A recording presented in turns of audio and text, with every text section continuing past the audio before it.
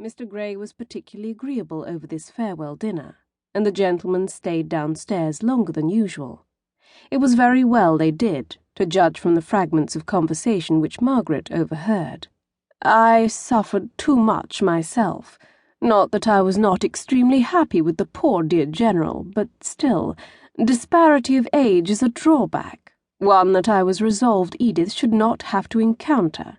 Of course, without any maternal partiality, I foresaw that the dear child was likely to marry early. Indeed, I had often said that I was sure she would be married before she was 19.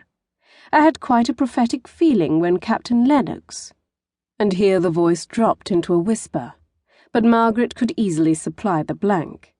The course of true love in Edith's case had run remarkably smooth. Mrs. Shaw had given way to the presentiment, as she expressed it, and had rather urged on the marriage, although it was below the expectations which many of Edith's acquaintances had formed for her, a young and pretty heiress. But Mrs. Shaw said that her only child should marry for love, and sighed emphatically, as if love had not been her motive for marrying the General. Mrs. Shaw enjoyed the romance of the present engagement rather more than her daughter, not but that Edith was very thoroughly and properly in love.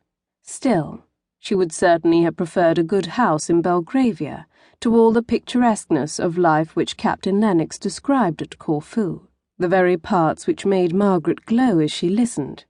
Edith pretended to shiver and shudder at, partly for the pleasure she had in being coaxed out of her dislike by her fond lover, and partly because anything of a gypsy or makeshift life was really distasteful to her.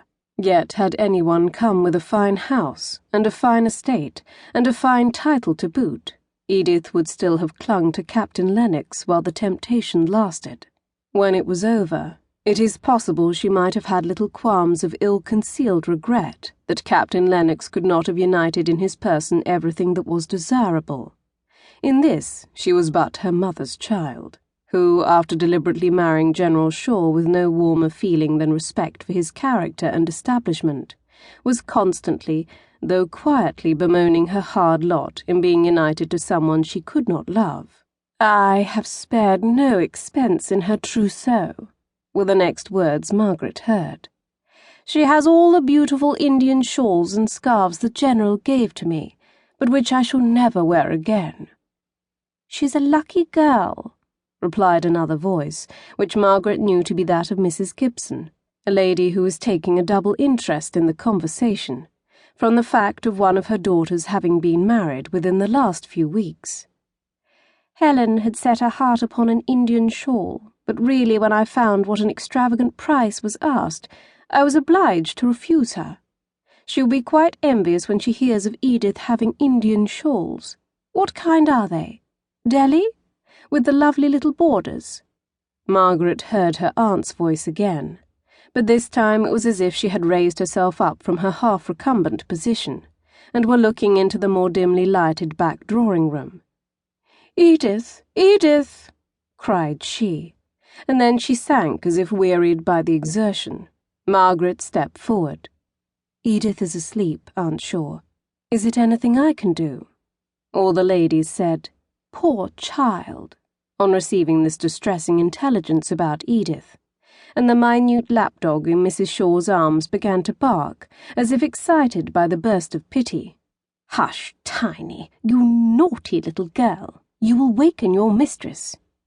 It was only to ask Edith if she would tell Newton to bring down her shawls. Perhaps you would go, Margaret, dear?"